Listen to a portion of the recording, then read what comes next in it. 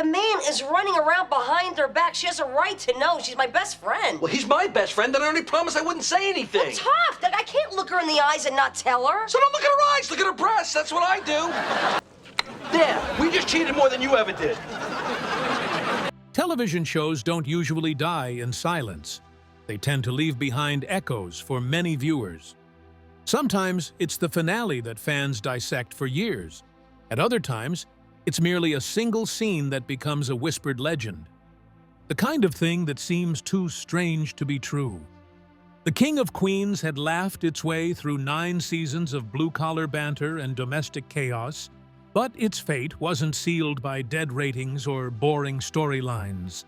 While it wasn't at the peak of its popularity like in its early seasons, it was still widely received by many die-hard fans who were sad to see it go. Fans who remember being psyched to tune in still reminisce about the various gags and laughs. So join us as we break down the reason why one of the sitcom's legends went off the air. How 9-season sitcom came. When The King of Queens premiered on CBS in September 1998, it didn't arrive with the fanfare of a must-watch show. It wasn't backed by a glossy marketing blitz or fronted by already established A-listers. Instead, it slipped into the network's Monday night lineup as a humble, blue-collar sitcom about an overweight delivery driver, his sharp-tongued wife, and their eccentric live-in father-in-law. Yet what looked like an ordinary storyline quickly found a place with millions of viewers who saw something missing from other comedies of the time, a realistic reflection of real working-class life. At its heart, the show centered on Doug Heffernan, played by stand-up comedian Kevin James in his breakout role. Doug wasn't glamorous, ambitious, or particularly successful. He worked as a delivery driver for IPS, a fictional version of UPS, and spent his off hours watching sports, eating junk food, and hanging out with his buddies. He was flawed but lovable, basically a sitcom everyman who echoed Archie Bunker without the bitterness, or Ralph Cramden with a gentler edge. Balancing Doug's laid-back personality was Carrie Heffernan, played by Leah Remini. Carrie was ambitious, outspoken, and often frustrated by her husband's laziness and antics. She wasn't the traditional sitcom nagging wife stereotype. Instead, her sharp wit and fiery presence gave her equal footing in the couple's banter. The chemistry between Kevin and Leah was undeniable, creating a believable married couple whose conflicts felt real but always played for laughs. Adding to the chaos was Jerry Stiller as Arthur Spooner, Carrie's widowed father who lived in the Heffernans' basement. Arthur was unpredictable, neurotic, and constantly meddling in Doug and Carrie's lives. Jerry, who was already beloved for his role as Frank Costanza on Seinfeld, elevated the show with his manic energy and impeccable comedic timing. In many ways, Arthur became the secret weapon of the King of Queens, delivering some of the most memorable punchlines across its 9-year run. What set the show apart from many of its late 90s peers was its setting and tone. While Friends depicted 20-somethings in spacious Manhattan apartments and Sex and the City glamorized urban nightlife, The King of Queens stayed grounded in the modest neighborhood of Rego Park, Queens. Its humor revolved around paycheck-to-paycheck living, family squabbles, and the small absurdities of suburban life. For viewers who felt left out of the glossy sitcom narratives dominating television at the time, Doug and Carrie's world felt not only familiar, but refreshingly real. The series didn't seek to reinvent comedy, but that was part of its appeal. It delivered good laughs rooted in everyday struggles, and in doing so, it carved out a place in the crowded TV landscape of the late 1990s. Audiences weren't just watching a sitcom, they got to watch the life of a family that could have lived next door. A consistent performer. From the very beginning, The King of Queens wasn't the kind of show that topped weekly Nielsen charts. Unlike Friends or ER, It never dominated Thursday night television or became the talk of the water cooler. Instead, it did something far more impressive in its own quiet way, and that was staying consistent. For 9 straight seasons, the show delivered dependable ratings that kept CBS happy and viewers coming back week after week. In its debut season in 1998, the series pulled in solid numbers for a freshman sitcom, averaging around 10 million viewers per episode. While those figures may not seem remarkable compared to juggernauts like Friends, they were strong enough to secure renewals. What CBS valued most was stability. The King of Queens didn't fluctuate wildly in ratings, nor did it suffer dramatic drops in viewership that often spelled doom for sitcoms. It became a reliable anchor for the network's Monday night lineup, quietly outperforming flashier newcomers that burned out after a season or two. Part of that consistency came from the show's accessible humor. Kevin's portrayal of Doug struck a chord with Middle America, as audiences recognized themselves in his love of sports, food, and the occasional ill-fated scheme. Leah gave Carrie the sharpness and heart that made her more than just a sitcom wife, and Jerry's Arthur was a comedic wildcard who kept plots unpredictable.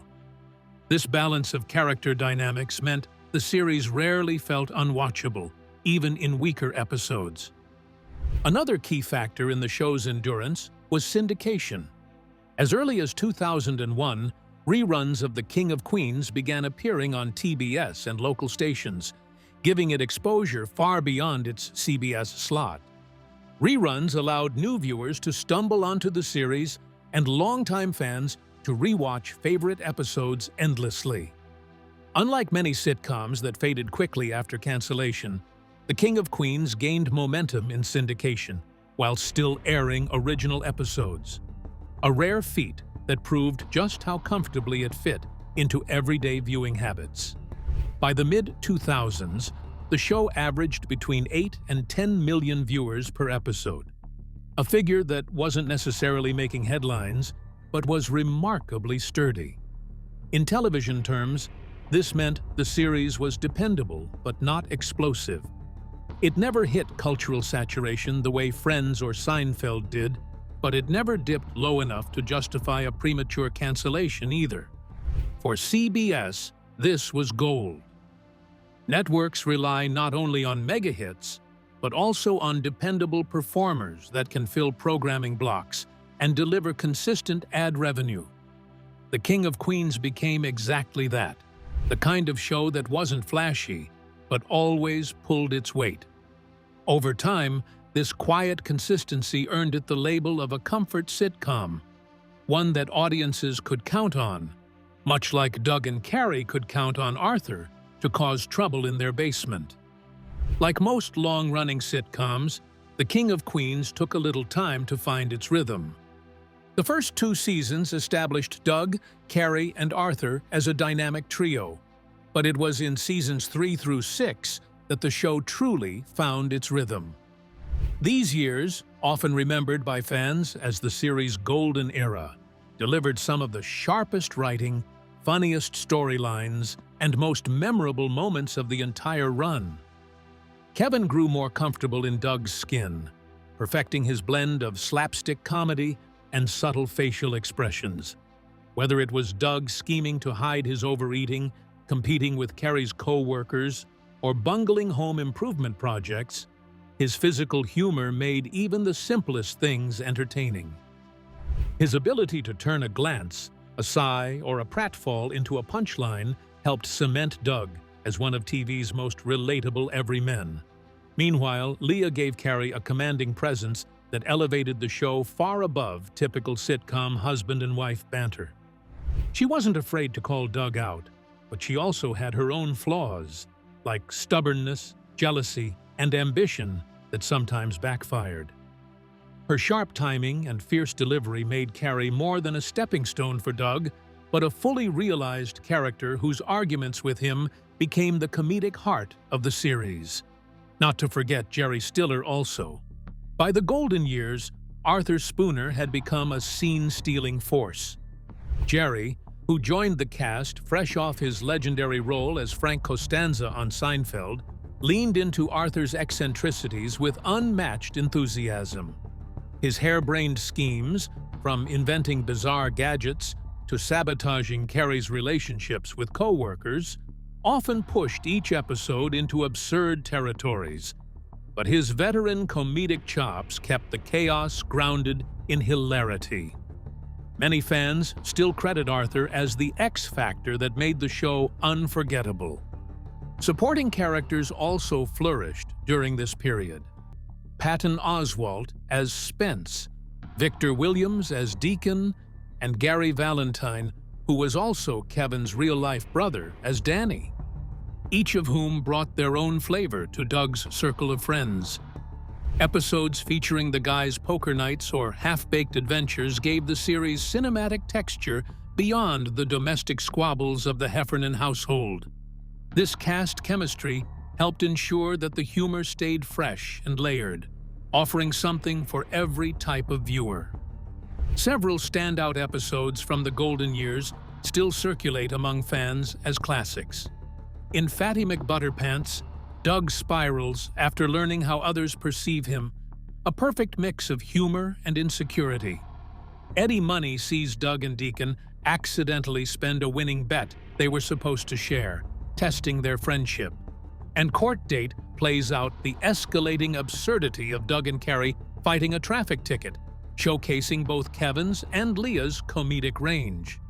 These episodes highlighted what the show did best, and that was grounding everyday situations in exaggerated but believable comedy. What made this era special was its balance.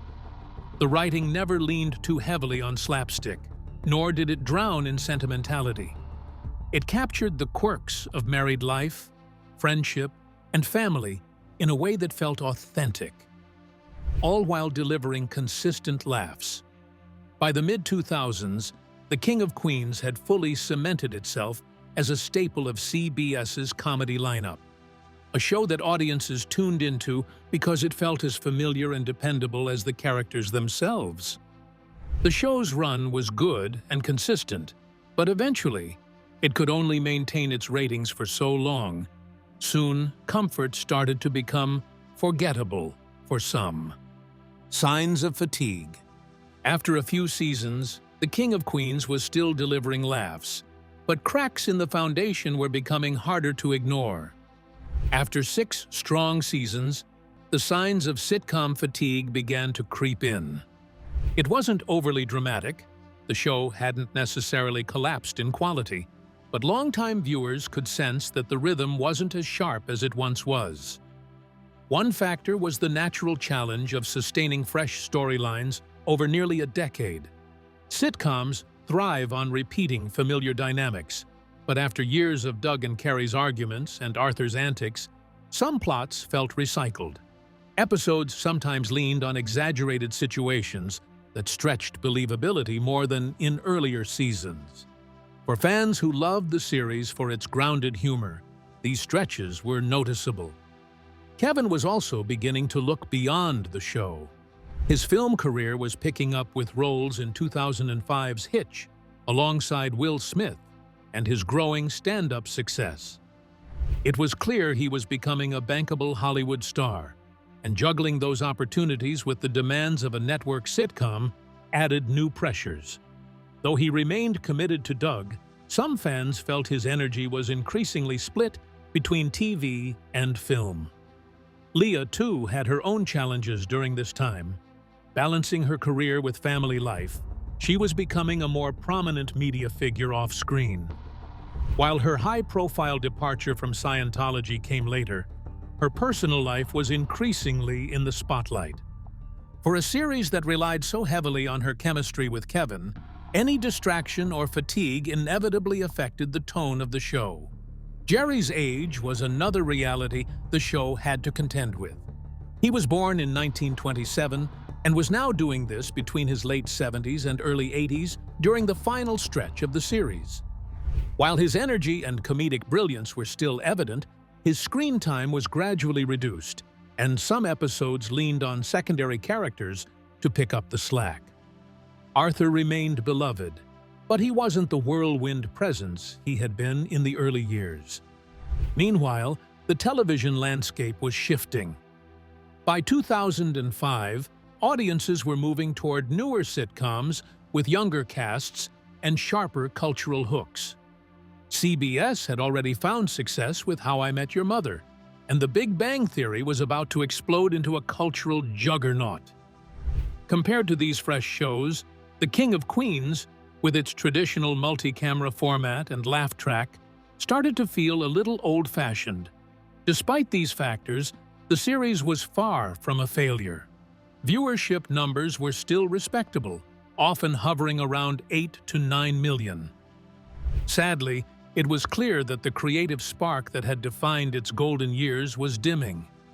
For CBS executives and the cast alike, the question became not whether the show could continue, but whether it should. The show, cast and network, had finally come to a crossroads and decisions had to be made. Now CBS had a lot to consider. For them, the show's first premiere in 1998 was a chance to rebuild their comedy brand.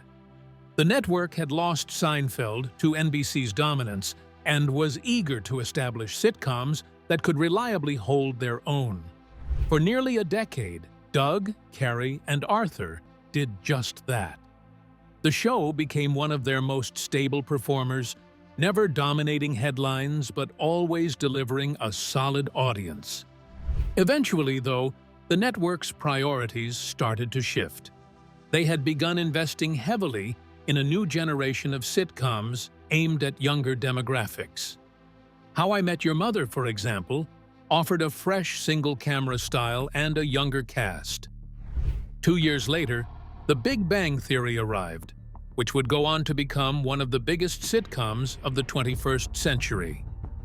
Both shows represented a new creative direction for CBS, and they needed primetime slots. Network executives often face difficult choices in these scenarios. A show like The King of Queens was steady, but not growing.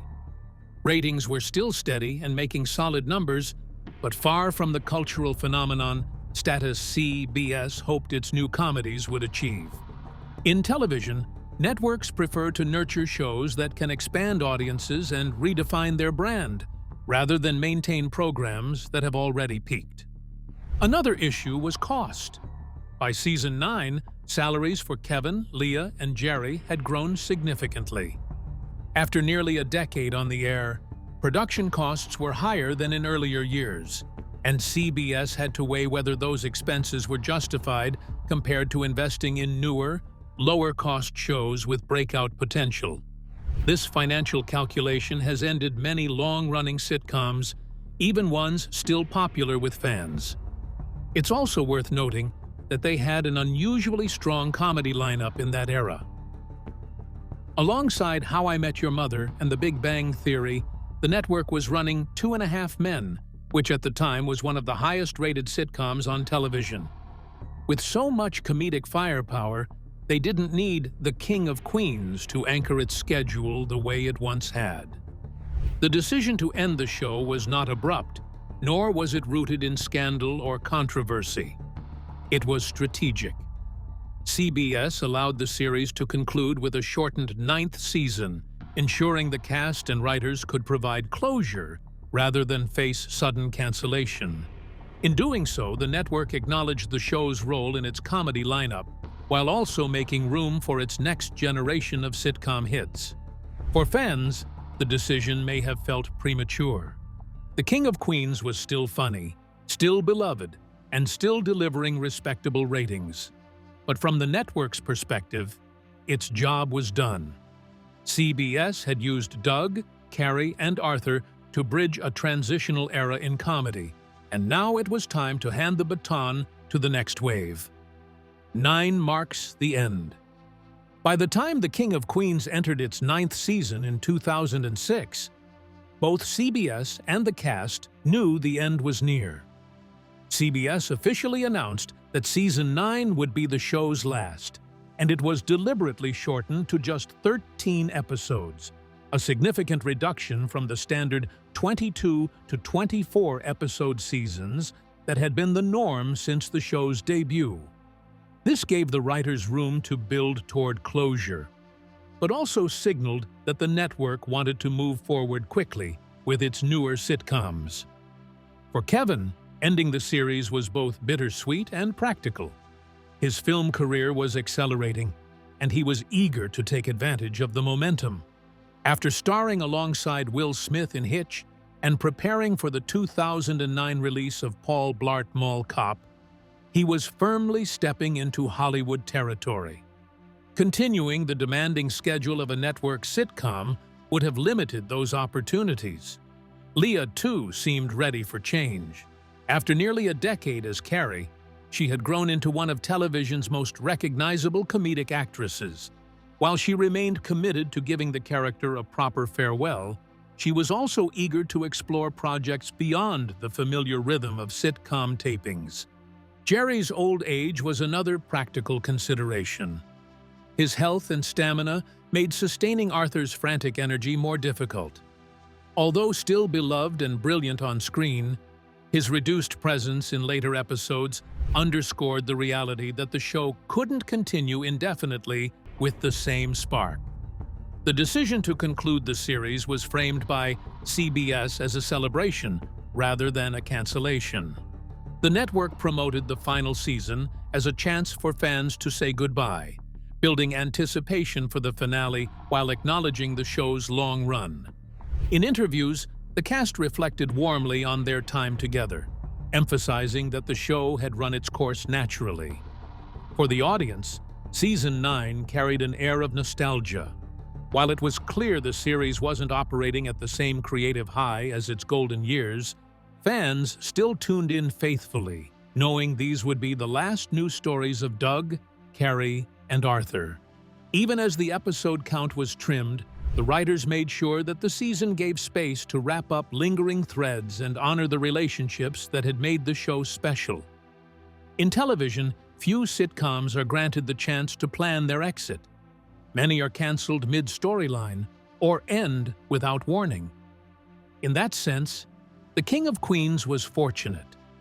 It may not have left on the highest note of its career, but it left on its own terms, with closure, consistency, and the same working-class humor that had carried it for 9 years. The final 2 episodes of The King of Queens aired back-to-back on the 14th of May, 2007, under the title China Syndrome. For longtime fans, it was both a farewell and a last chance to see the show's trademark mix of marital bickering, absurd scenarios, and Arthur's unpredictable behavior. The finale focused on 2 overlapping storylines of Doug and Carrie's strained marriage reaching a breaking point, and Arthur's surprise wedding plans. After years of constant squabbles, Doug and Carrie hit a new low when she admits she kept her pregnancy a secret to manipulate their adoption plans. Doug, furious and hurt, decides he's had enough. Their arguments escalate throughout the episode, showing the Heffernans at their most combative. At the same time, Arthur prepares to marry Ava St. Clair, played by Lainey Kazan. True to his unpredictable character, the wedding is chaotic from the start. When Ava calls off the ceremony at the last minute after realizing he only wanted to marry her for companionship, he impulsively marries Spence's mother, Veronica, instead. This last-minute twist was a peak display of Arthur's nonsensical yet hilarious personality, leaving fans laughing in disbelief. Doug and Carrie's storyline, however, carried the emotional weight. The finale pushed their relationship to the brink in a way the show rarely had before. She wanted the adoption. He wanted stability. And neither was willing to back down. In the end, though, the two reconcile, not because their problems magically vanish, but because the show acknowledged what fans had always known from the start. For all their fighting, they loved each other too much to walk away. The final scene fast-forwards 1 year, showing Doug and Carrie at JFK Airport. Carrie is holding their adopted daughter, Ming Mei, while Doug carries their newborn. The visual joke here is that after years of fighting, they wound up with 2 children almost at once, which was a fittingly chaotic ending for a couple defined by their imperfect but enduring bond. Reactions to the finale were mixed. Some fans appreciated that the show stayed true to itself, ending with the same combination of bickering and heart that had carried it for 9 years. Others felt the conclusion was rushed or unsatisfying, with the adoption and pregnancy plotlines feeling more like a forced twist than a natural resolution. Critics at the time noted that while China Syndrome wasn't the most elegant series finale, it gave audiences closure and didn't betray the essence of the characters. What stood out most was how the finale stayed consistent with the series' structure and theme. Unlike grand, sentimental send-offs that many sitcoms attempt, The King of Queens ended on a note of humor and imperfection. It was messy, loud, and a little absurd, just like Doug, Carrie, and Arthur had always been. Legacy in syndications. When The King of Queens signed off, its television life was far from over. In many ways, the finale was just the beginning of its second act, and that was syndication. Like other long-running sitcoms before it, the show quickly became a staple of reruns across cable and local channels, ensuring that it stayed on TV screens long after the original run ended.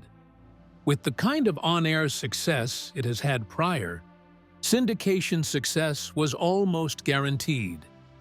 With 9 seasons and more than 200 episodes, The King of Queens had the perfect library for rerun rotation. Networks and cable channels value shows with large episode counts because they can air daily without repeating too quickly. For viewers, this meant the series became a comfort watch, something you could stumble upon any evening and instantly enjoy without needing to follow an overarching plot. Channels like TBS, TV Land, and later Nick at Night made the sitcom a reliable part of their lineups. The show also found a global audience, airing in dozens of countries where its brand of family comedy translated easily across cultures.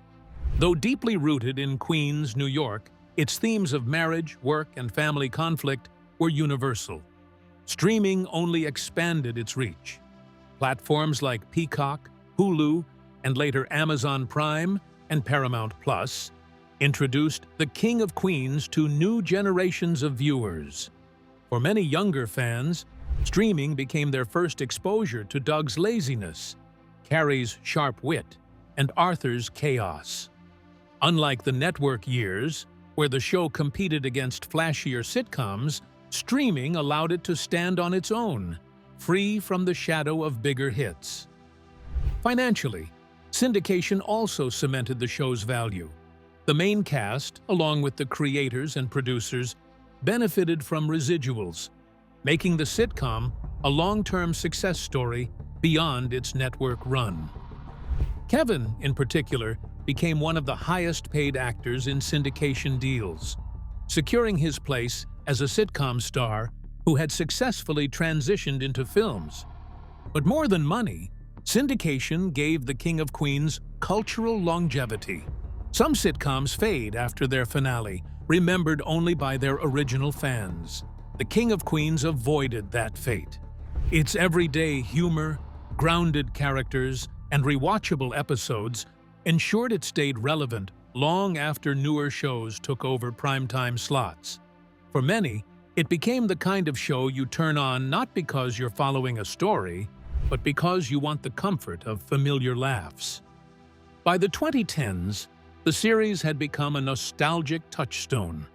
Fans who grew up watching it in the late 90s and early 2000s now revisited it with their families, while younger audiences discovered it as new to them content on streaming.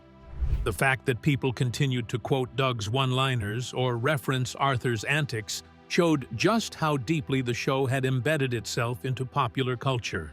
In short, while its run on CBS ended quietly, the afterlife of The King of Queens has been anything but quiet. Its presence in syndication and streaming turned it from a modest hit into a long-lasting fixture of television comedy. For the cast also, the end of the series was not the end of their cultural visibility. Each of the three leads took very different paths after the finale, yet all remained tied to the legacy of the show that defined them. Kevin had already been laying the groundwork for his post-sitcom career before The King of Queens ended. After the series finale, Kevin leaned heavily into films, starring in comedies like Paul Blart Mall Cop, Grown Ups, and Zookeeper. While critics often dismissed his movies, audiences embraced them, making Kevin one of Hollywood's most bankable comedic actors. He later returned to television with Kevin Can Wait in 2016, which initially had a promising start. CBS even reunited him with Leah in the show's second season, banking on their chemistry. However, the series failed to capture the same lightning-in-a-bottle dynamic as The King of Queens and was canceled after 2 seasons. Even so, his place in comedy was secure, and fans continued to associate him fondly with Doug Heffernan. Leah's journey after The King of Queens took a more unexpected turn. While she pursued various acting roles, including guest appearances and hosting gigs, her most impactful work came outside traditional entertainment. In 2013, she left the Church of Scientology, a decision that made headlines worldwide. Her outspoken criticism of the church led to the Emmy-winning docuseries Leah Reminisce Scientology and the Aftermath, which earned her respect as an advocate for those leaving the organization. Despite this serious chapter of her career, she never lost her comedic spark. She appeared on reality television, competed on Dancing with the Stars, and frequently reunited with Kevin for special projects. Fans often pointed out that her sharp wit and down-to-earth personality in interviews echoed the qualities that made Carrie Heffernan so beloved. After the show, Jerry largely stepped away from acting, making only occasional appearances, often alongside his son, Ben Stiller. He passed away in 2020 at the age of 92, sparking an outpouring of tributes from fans and colleagues alike. Both Kevin and Leah spoke fondly of working with him, emphasizing his impeccable timing, warmth, and ability to steal every scene he was in. For many viewers, Arthur Spooner remains one of the greatest sitcom father-in-law characters of all time, an eccentric, demanding, and unforgettable man. The supporting players also found continued success. Patton Oswalt blossomed into an acclaimed stand-up comedian, actor, and writer, eventually winning an Emmy and a Grammy. Victor Williams continued to work steadily in television, appearing in dramas and comedies alike. Gary Valentine maintained a comedy career and appeared alongside Kevin in several projects. Though their paths all diverged, the cast's enduring affection for one another proved that The King of Queens was more than just another sitcom for them. For those who lived it and those who watched it, it was a rare blend of comfort, laughter, and heart. What do you think of the show? Let us know in the comments below. Thanks for watching. To enjoy more exciting videos, click play on the video on your screen. And don't forget to like, subscribe, and hit the bell so you get notified when a new video is released.